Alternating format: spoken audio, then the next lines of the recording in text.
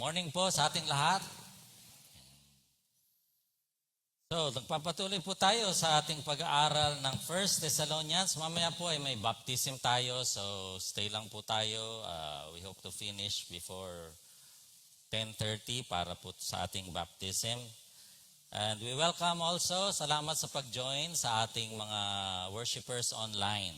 Yan. Mukhang marami nang nasa bakasyon pa, no? They are with us in the Spirit. Kalabitin mo nga yung Spirito na katabi mo. Baka sumagot. Meron po akong kaibigan na Amerikano na 20 years my senior. No? There was a time nung bago mga electronic, nagpapadala sa akin ng mga lumang Sports Illustrated na mga magazine, no? Balikbayan box na pinapadala niya yung lahat ng basura niya, tinatambak sa amin.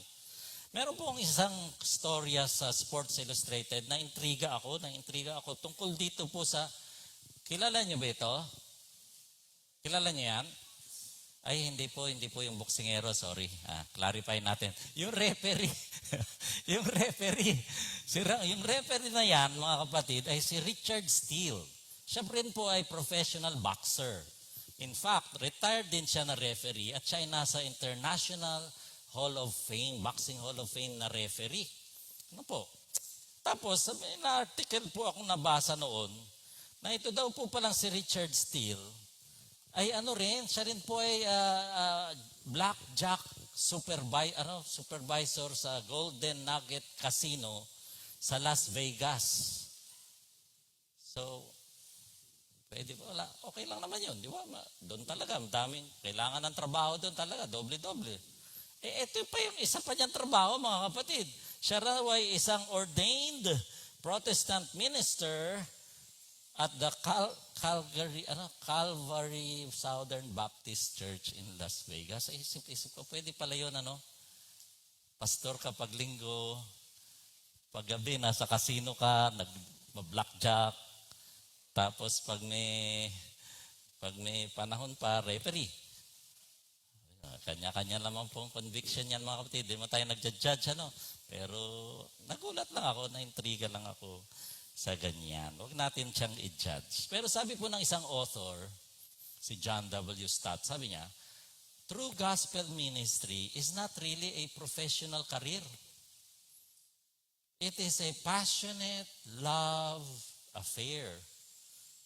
Ako na lang nagsingit ng family. Parang pamilya ang touring sa gospel ministry daw. It's not just about delivering a message, but about pouring out one's life for the people. Paul shows us that a true pastor, ako na rin nagsingit ng disciple maker, para hindi lang ako,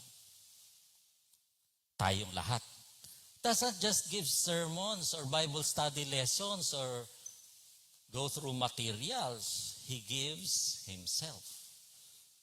Part of himself. Ngayong umagang to, tunghayan po natin ang puso ng isang disciple maker. At ang title po natin ay The Disciple Maker's Pastoral Heart. Yan po ang makikita natin sa Pastoral Heart ni San Pablo sa kanyang sinulat sa 1 Thessalonians 2, chapter 2, verses 7 to 12 na ating babasahin ng sagutan, and let us rise and read sa mga Bibles po natin responsively 1 Thessalonians chapter 2, verses 7 to 12. Basahin ko po yung verse 7, sagot kayo ng verse 8. Let's start, verse 7. But we prove to be gentle among you, as a nursing mother tenderly cares for her own children. Kayo po?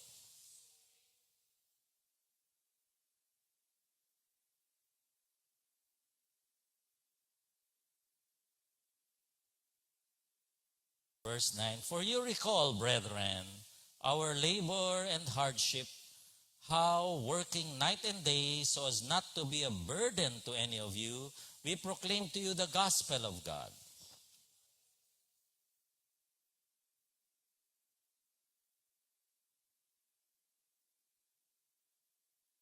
Verse 11, just as you know how we were exhorting and encouraging and imploring each one of you as a father would his own children. Lahat po tayo. Verse 12. So that you would walk in a manner worthy of the God who calls you into His own kingdom and glory. Salamat, Panginoon, sa iyong salita ngayong umagang ito. Sa pagbasa pa lang namin, kami po ay na-bless na. Nawa, buksan ng aming mga isipan, gawing maliwanag ang iyong mensahe ngayong umagang ito, O Diyos. At nawa, hindi lamang po ito salita na aming marinig, kundi matanim sa aming mga puso at magbunga sa aming mga kamay at mga paa. Holy Spirit, ikaw po ang mag-guide sa amin, and we declare your promise that your word will accomplish its purpose this morning. Sa pangalan ni Jesus, amen and amen. Maupo na po tayo. At nawa ang ating i-take out, mga kapatid, is that disciple making is like, matakot kayo dito, spiritual single parenting.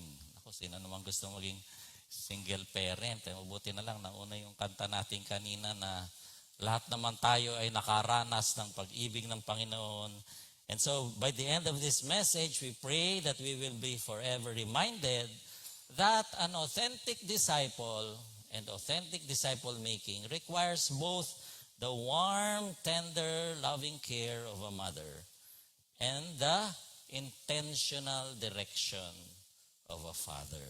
In other words, hindi po siya rigid program ang discipleship, kundi isang malalim na relation, deeply relational. It reflects the relationship na pareho sa isang pamilya.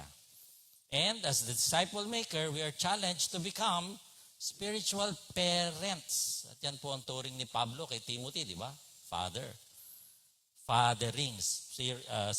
Single parent nga lang siya kasi siya ang tatay na, siya pa ang nanay. Natay, ano po. Pero, kagaya ng kinanta natin kanina, are we really alone in this? Hindi nga daw tayo nag-iisa, mga kapatid.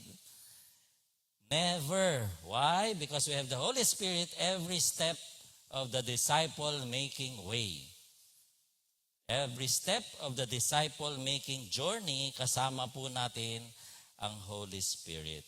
And we have brothers and sisters in the Lord sa ating simbahan to help us along the way. Although, kaya naka-quotation marks ang aking single parenting na yan, dahil hindi naman talaga tayo nag-iisa, mga kapatid. Kasama natin ang Diyos, kasama natin ang kapatiran sa Fairview Christian Fellowship. So, alam nyo, ano po ito eh. In fact, sa ibang parents na sa kanilang palagay ay nagkulang sila sa pagpapalaki ng kanilang mga anak. Second chance natin to, mga kapatid. Mag-alaga ulit tayo. O, di ba? Doon naman sa parents na feeling nila, ay, okay na ako, perfect na ako. Wow, perfect parents sila. Abay, galing mo pala, di multiply mo pa spiritually naman. So, regardless kung tayo ay, hindi lang po ito para sa mga parents, mga kapatid, kung kayo ay single, kung kayo ay double, o kaya single again, para sa atin po ang disciple making. Amen? Kahit anong edad natin, ako, yung anak nga ni Pastor Christian, si Caleb, ilang taon na ba yun? Grade 6 pa lang po yata yun, mga kapatid. May anak na. Teka, ayusin natin yan. May sineshare na siya at may pina-follow up na siya. Tingnan yan, hindi pa teenager yun. Parent na, mga kapatid. So, para sa ating lahat, mga kapatid, and where do we begin? Sabi, the pastoral heart begins with motherly warmth. Sabi sa verse 7, instead, so sabi sa atin, most of us have been blessed, karamihan sa atin, ay nakaranas ng pag-aaruga ng nanay. Hindi po lahat ganun. So regardless kung anong background natin sa experience natin sa mga nanay natin, mga kapatid, napakaganda ng kinanta natin na malimutan man ng nanay, yung kanyang anak, na galing sa sinapupunan niya, bihira mangyari yun, mga kapatid. Hindi raw tayo kahit kailanman malilimot ng Diyos. Kaya regardless ng experience po natin sa ating mga panglupang mga ina, tayo pong lahat, kung tayo ay Kristiyano na, tumanggap na kay Jesus bilang Panginoon at Tagapagligtas, lahat tayo nakaranas ng spiritual, motherly warmth of the love of God. Tama ba yon? Tama yon. So hindi maging excuse na, ay hindi naman ako nakaranas ng ganyan, hindi ko nagagawin yan. Hindi. Lahat po tayo, kung tayo ay naging born again, tayo po ay nakaranas ng pag-ibig ng Diyos na gaya ng isang ina. Sabi dito, instead we were like young children among you, just as a nursing mother cares for her children. So we cared for you because we loved you much. We were delighted not just to share the gospel but our lives. Yung pong word na young children ay translated sa ibang version na gentle. Ang origin po kasi niyan sa mga nagsulat ay itong salita na to, na ang ibig sabihin ay not speaking, na later on ay na-interpret as infant or young children. Pero may isa ring salita na halos pareho na ang tawag naman ay gentle. So ano po ba ang konteksto niyang verse 7? Di syempre yung verse 6, yung nauna natin na pag-aralan.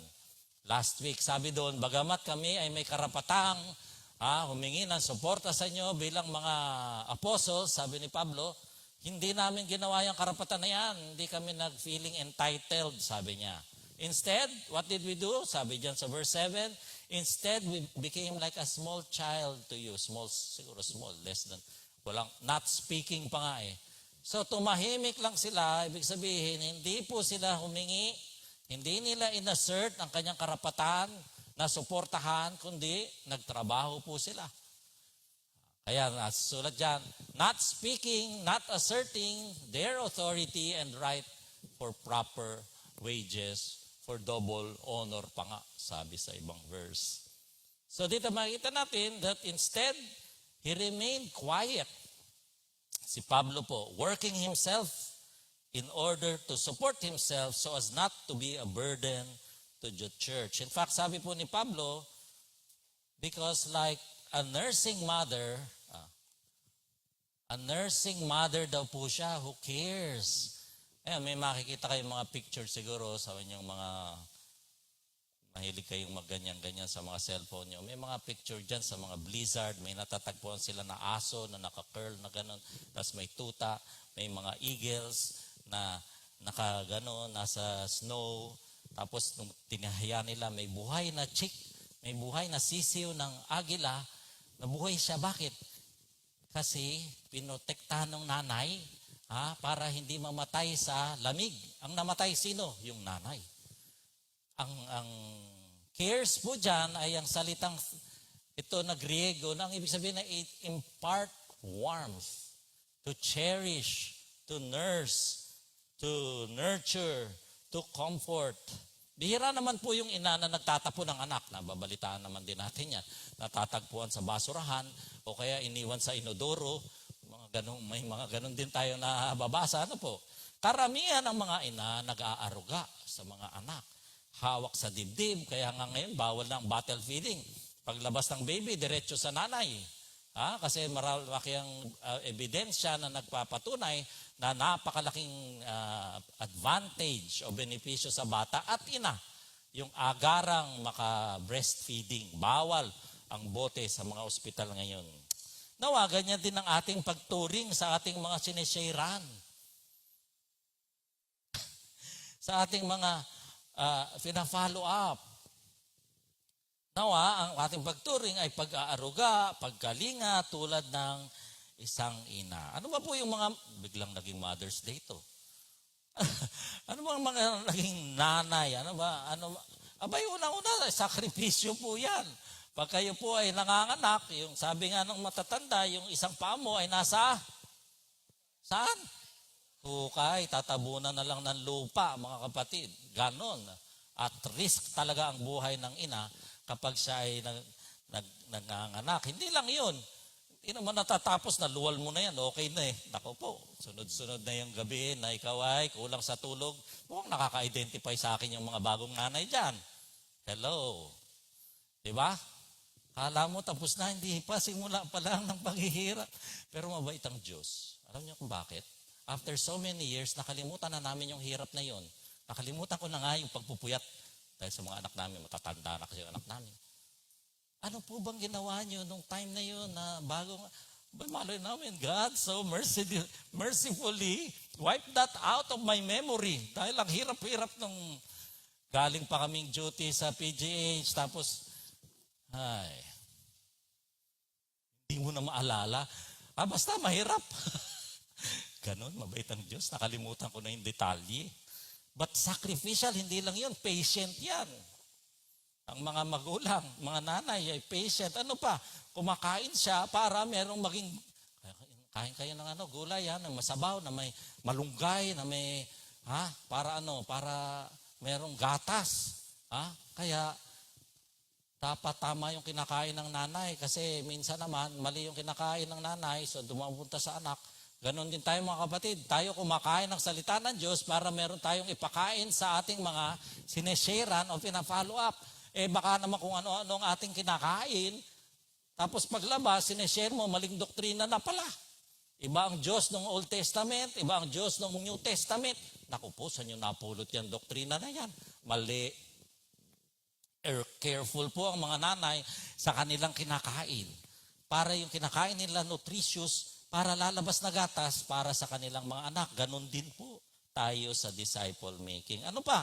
Ay, iniingatan nila yan. Naku. Hanggat maaari. Kahit nga hindi tao Nakikita natin sa mga pictures kung paano pag ay mga aso nyo lang Yung aso namin lumapit. Yung aso namin ganito kaliit mga kapatid. Nakalayas. Pumunta sa kapitbahay. Nagkataong may asong parang bulldog na may tuta. Naku po, lumapit dun sa tuta yung aso namin ganito kaliit. Anong ginawa? Sinakmal sa likod, winariwas-wiras na Ngayon, baldado na siya. Ewan ko kung buhay pa siya. Ganon ka-protective po ang mga nanay. Tama? Ay dapat sana ganon din ka-protective tayo sa ating sinesharean, pinang-follow up. Inaagaw ng mga mga kulto. Sinusuhulan pa, binibigyan ng bigas, binibigyan ng trabaho. Mali naman yung doktrina nun mga kapatid. Huwag natin ipapaagaw. Amen? Alagaan natin parang mga anak. Protective. Ano pa po? Ay kaso ang alternative, yun na nga. Anong alternative? Pag hindi natin ginawa yan, ay aagawin, nanakawin ng simbahan na matulis, na pagdating ng last day ay rocket ship na aangat sa langit. Pag wala ka sa loob, iwan ka sa lupa. Mga doktrina na kulapo. They will be killed, they will be destroyed, they will be stolen by others. So, kailangan po natin ingatan yan, mga kapatid. Naalala ko noon may pina-follow up po ako dyan sa sakripisyo po yung pag-follow up mga kapatid. Galing pa ako sa Ortigas, trabaho, nagbubus lang ako. Pagbaba ko sa FCM, magta-tricycle, papunta doon sa bahay. Ngayon, minimit ko every Wednesday yung mga taong, mga lalaki na pina-follow up kong ganoon. Tapos, sinempuhan nila, wala yung nanay. Nung nawala yung nanay, Dok, huwag na kayong pumunta rito. Pare-pareho naman tayo ng paniniwala. Nahihiya lang pala sa nanay, kaya ako'y ine-entertain or wine-welcome. Pero tatsagain po natin yung sineshare hanggat hindi kayo pinalalayas, mga kapatid. Tinanong ko na ito noon kay Edmund Chan Nung nag-seminar kami dyan sa Alabang. How long will you persist in Ako, nagkwento po yung iba. Yung pastor nung isang sinatsaga siya nung taga Laguna na nag-follow up sa kanya, sa Baklaran siya nagtatrabaho, ayaw na nga niya, nagtatago nga siya tinuloy pa rin, follow up, naging senior pastor. Tapos elder ngayon niya, yung nagpa-follow up sa kanya. So, po kayo mag-give up mga kapatid, dahil hindi nyo alam kung sino dyan ang magpapatuloy at lalago sa kanyang buhay Kristiyano. Pastoral heart with mothers, sabi po doon sa verse, they cared, loved, delighted to share, not just our words, but our lives. So meron po siyang great affection or yearning love. Di ba ganyan ang pakiramdam ng ina? Naku, hindi pwedeng magbakasyon ng ina. Bakit? Ang isip nando sa anak. Tama? hindi nag-i-enjoy. Disciple making begins with willingness. Mga kapatid, karamihan naman ng mga ina ay willing o kaya ay wanted yung pregnancy o gusto niya magkaroon ng baby. Ganon. Pero para po sa atin, it's more than willingness. Actually, obedience ang kailangan sa disciple making. Kasi pag hindi ka nag-disciple making, hindi ka nag-obey. It's more than willingness, mga kapatid. God is not after your happiness or your comfort. God is after our holiness. At kung hindi tayo nag-disciple making, it's our loss, mga kapatid.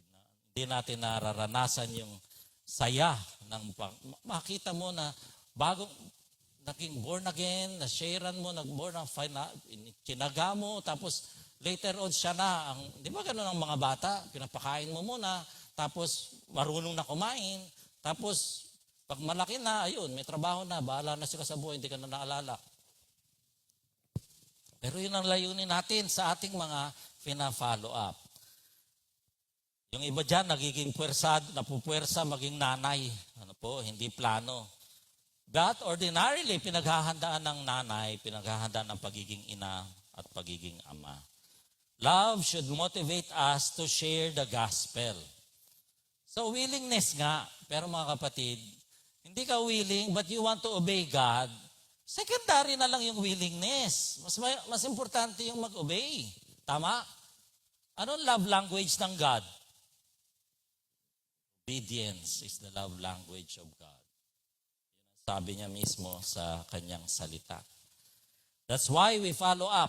Because kung ang pinanganak mo lang tas iniwan mo dyan, ay para ka rin nag-abortion, ano? Yung mga nasishare natin na hindi natin na-follow up. Abay, parang sanggol yun na naiwan lang dyan na walang totally helpless. And so the enemy comes in to steal, to kill, to destroy pag hindi po natin sinubaybayan. So it means sacrifice, no? Kaya para sa on our part. Gayon din po ang disciple making. Are we willing to invest in others? A disciple maker has the pastoral heart of a mother who lovingly yearns for her child and takes special effort in protecting and providing for the child's needs, even to the extent of sacrifice. Ang tanong, mga kapatid, who are you salpoing? Or sino ba ang ating naalagaan na may pag-aaruga ng kagaya ng isang ina? Who are you providing spiritual warmth to right now? Meron ba? Let's take 30 seconds, mga kapatid, ngayon. Mag-pray tayo. Kung meron kayong pina-follow up, ipag-pray nyo yung pina-follow up nyo. Kung wala pa kayo nasisharean, pag-pray kayo ng pangalan na dalhin sa inyong mga isipan ng Espiritu Santo at share natin this week. Let's pray.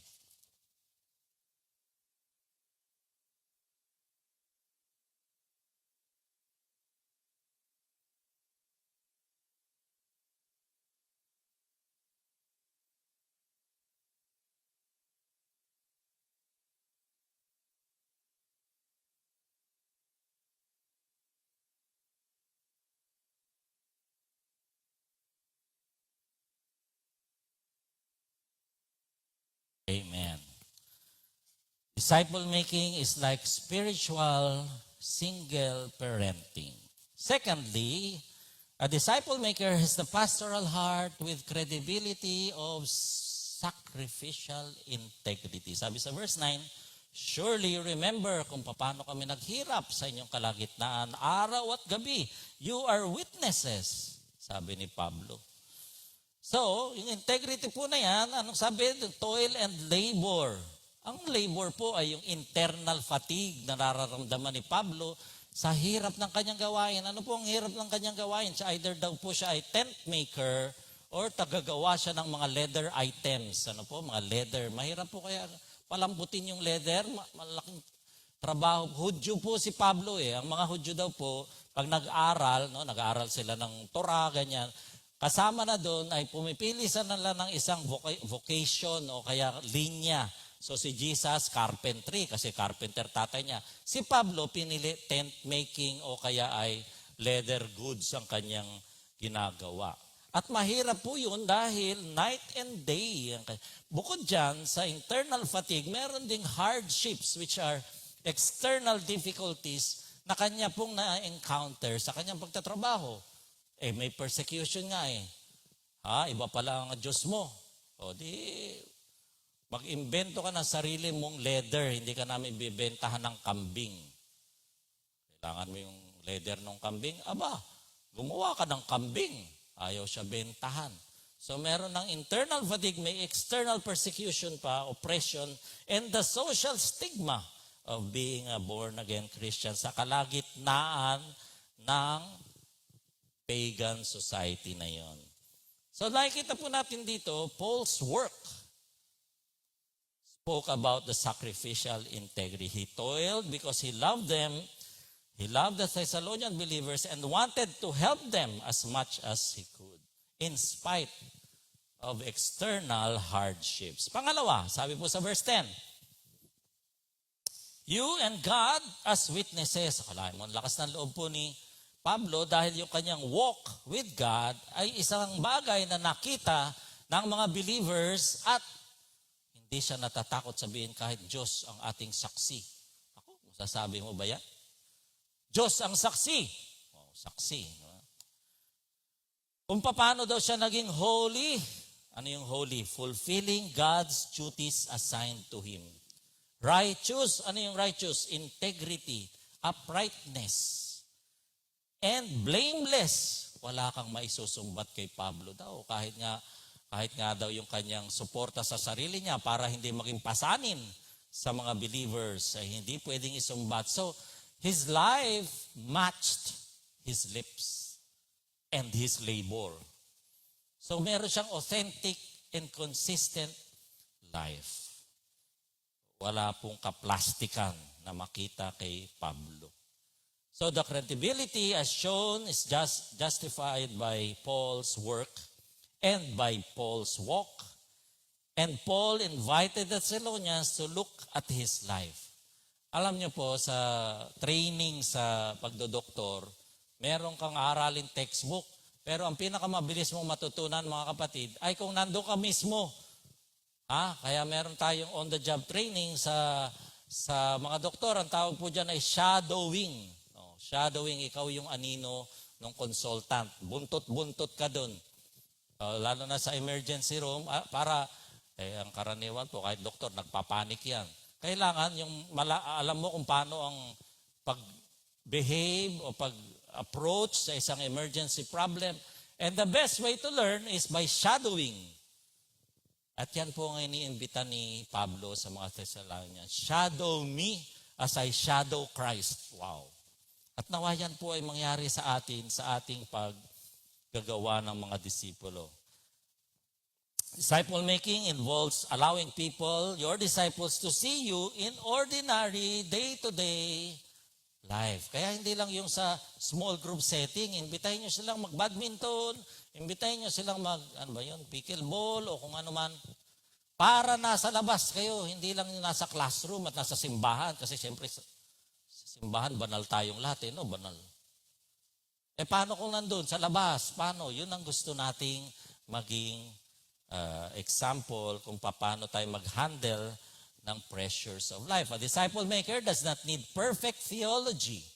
Baka naman hinihintay nyo pang mag-doctor of theology, doctor of divinity, doctor of ministry, at kung ano-anong doktor. Hindi daw po kailangan ng perfect theology. Nakita po yung isang clip. May matandang theologian na napakarami niyang titles. Sini-interview siya ng isang pastor. At your age, 90 plus na yata yun, what will you say to your young self? Di ba uso yung mga ganyang tanong? Itong salamin. Salamin na naman. Sabi niya, I know I have many titles. Dami nga naman, di ba? Pahabaan ng buntot ng pangalan. Mga kung ano-anong letra yung nasa... But you know, you may not believe me, sabi ng matanda. You may not believe me, but you know what I will say? Read your Bible and pray every day. Well, Lord, tinuturo lang natin sa Sunday school yun. Totoo yun ang kanya realization after 90 years, after 60 years in ministry, hindi daw siya dapat nag-enroll ng dahil lalo nga daw, subukan niyo mag-enroll sa Bible school, lalo ka malilito. Kung hindi matibay-tibay ang sikmura mo at ang iyong doktrina, kasi po doon lahat, inaaral lahat ng mga doktrina, dapat pipili ka ngayon ng sayo. Sabi niya, read the Bible and pray. Ano ba yan? Pang Sunday school lang yan Hindi po kailangan ng perfect theology to make disciples. What we need is an authentic life, a consistent life that though not sinless, striving to be sinning less and less and less. So disciple making is like spiritual single parenting, and a mother's warmth with the credibility of sacrificial integrity, and lastly, the pastoral heart with a fatherly direction. Sabi po sa verse 11, for you know that we dealt with you as a father deals with his own children. As a father deals with his own children. Paano daw po? Encouraging, comforting, urging. To do what? To live lives worthy of God. So not just Paul's walk with God, not just Paul's work with God, but also encouraging, which means to earnestly ask, plead, appeal, nagsusumamo, comforting, to exercise gentle influence by words, to exhort, okay? To urge is to make a solemn appeal, as in imploring. So not just work, not just walk, but also Paul's words. Involves lahat po yan sa disciple making. Kaya po sa ating ano po mga pakahulugan nitong mga, in practical terms, encouraging is what? Cheering them onward. Tuloy tayo, kahit na marami tayong mali, tuloy. Kahit walang nangyayari, mukhang walang nangyayari, tuloy. Encouraging. Okay? May mga tao po na talagang gift nila yung encouragement. Gusto ko makasama yung mga taong may gift ng encouragement. Di ba? Hindi nyo gustong makasama yung gift of criticism. Parang nadadown ka nun. Pero pag ang kausap mo, parating paglabas mo, parang umangat-angat yung iyong, kahit alam mo namang hindi ka gaanong magaling o kaya may kapalpakan kang ginawa, pero hindi ka dinidiin at tinitiris na parang karapata na down ka na nga, lalo ka pang tinadyakan. Mas maganda po na encouraging. Kasi yun po ay ministry din. At yung presensya ninyo ay encouragement. Sa inyong mga leaders, sa inyong small group leaders, lalo na sa mga members na mga matagal na nating hindi nakikita.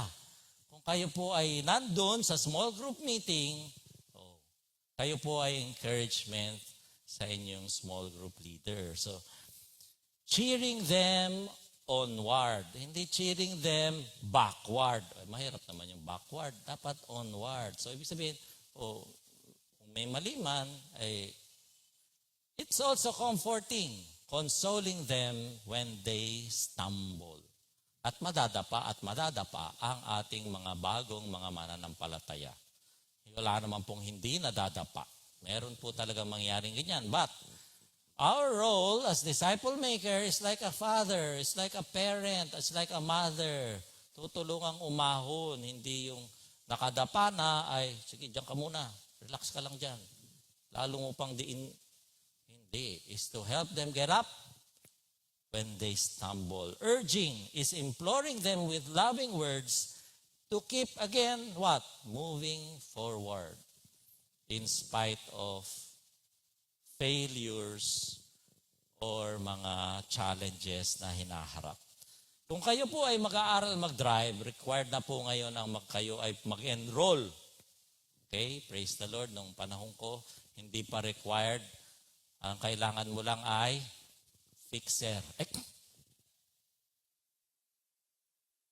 Kung pipili ka po ng instructor, mga kapatid, a good instructor doesn't just sit in the passenger seat and yell when things go wrong.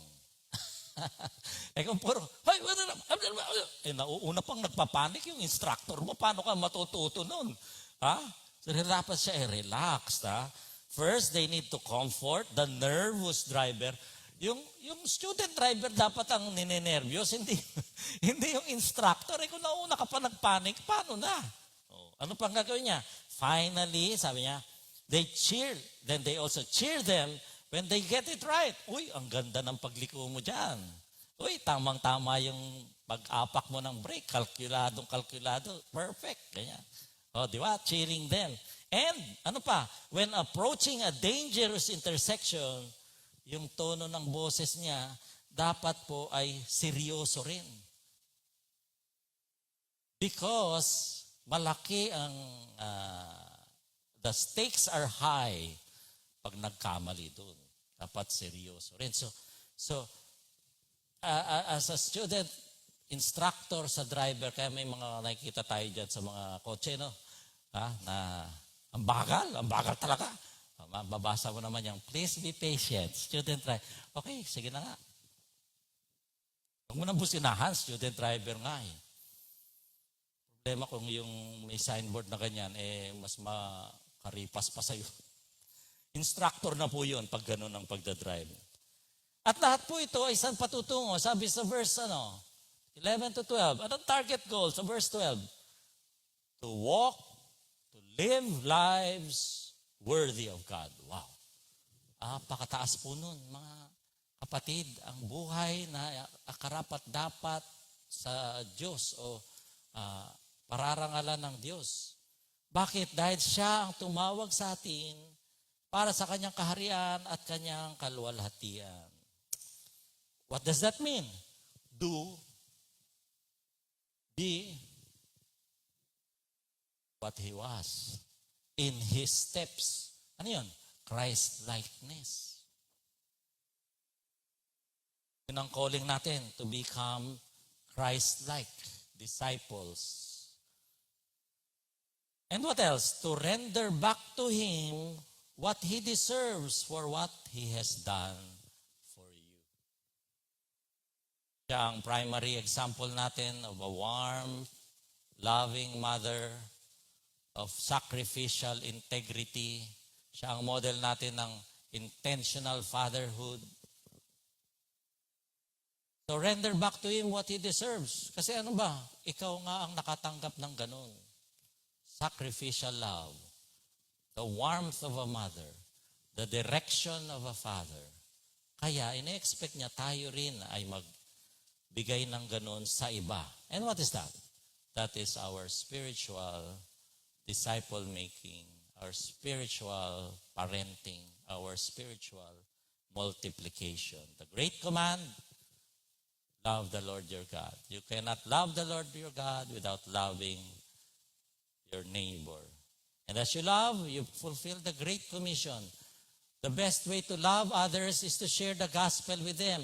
Kung hindi nyo po sila love, huwag nyo silang share ng gospel. Bakit? Para mapunta silang impyerno, mga kapatid. May kaaway kayo? May kaaway kayo? Huwag nyo share ng gospel. Bagay sa impyerno yan. Kapitbahay namin na yan, bagay yan sa impyerno. May lugar na nga doon, nakareserba para dyan eh. Huwag natin sharean ha. Mali po yun mga kapatid. Hindi ganun ang turo sa atin. Ng Biblia, sabi ng Panginoon, love your enemies pa nga. Dapat nga, sharean natin. Para, hindi na siya enemy. Siya ay magiging kapatid na natin sa Panginoon. May misconceptions po ang karamihan. That disciple-making is only for pastors or for the elite Christians. Sino ba yung mga elite Christians? Ay, yan, ano na yan? Elder na yan, o deacon na yan, o matagal na sa, ano yan, sa mission yan, missionary yan. Yan, dapat sila ang nagdi-disciple. Ano ang katotohanan? Anyone who can or has experienced warm, who can warmly care like a mother or has experienced the warmth care of a mother as we all have, hindi man sa physical mother, but we all have experiences from the Lord our God. Or the loving guidance like a father, or has experienced the loving Father, our Heavenly Father, can be a disciple maker. And even if your earthly father or earthly mother are not warm, ganun naman ang katotohanan. May mga magulang pong ganun. Tanggapin na natin yun. Huwag nyo nang i-deny at huwag nyo nang awayin yung inyong nakalipas dahil nakalipas na yun mga kapatid. Tanggapin natin, patawarin natin sila para po tayo ay makamove forward. Even if your earthly father or earthly mother are not warm, are not loving as you wanted, na gusto nyo sanang ganun ang nangyari sa inyo. Minsan nga yung mga bata sana doon na lang ako pinanganak sa pamilya ni kasi nako, may mga ganung pandrama mga kapatid. Kung ang nakalipas po natin ay hindi maganda, hindi po yun excuse para tayo ay hindi makaranas ng pag-ibig ng Diyos, ng pagkalinga ng ina, ng guidance ng Ama. Still, we all have experienced the warmth and the love of our Heavenly Father. And that is enough to qualify you and me to be a disciple maker. Kung tayo po ay anak ng Diyos, then we are. God does not expect leaders to be perfect. God expects spiritual leaders to serve as guides, who unites and directs, who leads others to fellowship with God, who gives accurate and godly counsel with gentleness and trustworthiness. And all of this based on the direction of the Spirit and God's Word. And leave the results to God. Importante po yun. Do this in the power of the Holy Spirit. Just take the initiative, make disciples, leave the results to God. Although disciple making is a call to single parenting, hindi naman totoo yan Kasi we have the power, we have the partnership of the Holy Spirit. We are never really single. We are never really alone. A pastoral's heart, disciple maker's pastoral heart is the heart like a small child, a nursing mother, a guiding father with the Holy Spirit's enablement. Let us pray.